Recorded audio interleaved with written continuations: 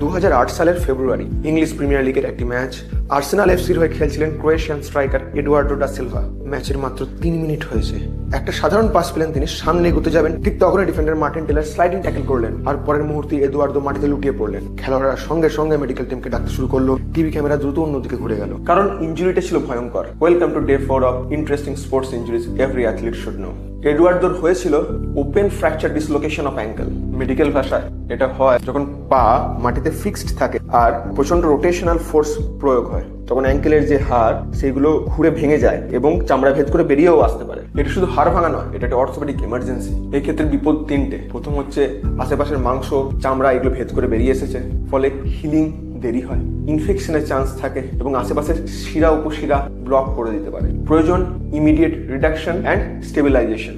Reduction অর্থাৎ যেটা ভেঙে বেরিয়ে এসছে সেটাকে নিজের জায়গায় ফিরিয়ে আনা এবং সেটাকে ওই পজিশনে ধরে রাখার ব্যবস্থা। সেটা মাঠের মধ্যেই স্প্লিন্টের সাহায্যে এবং তড়িঘড়ি হসপিটাল পৌঁছানোর পরে নানা ধরনের অপারেশন হতে পারে, এক্সটার্নাল ফিক্সেশন বা ইন্টারনাল ফিক্সেশনের সাহায্যে। বেশিরভাগ ক্ষেত্রেই এরকম ইনজুরি একজন খেলোয়াড়ের ক্যারিয়ার শেষ করে দেয়, কিন্তু এক্ষেত্রে এডুয়ার্ডো প্রায় বছরখানেক পরে সার্জারি এবং রিহ্যাবের পরে ফিরে আসেন মাঠে, করেন গোল।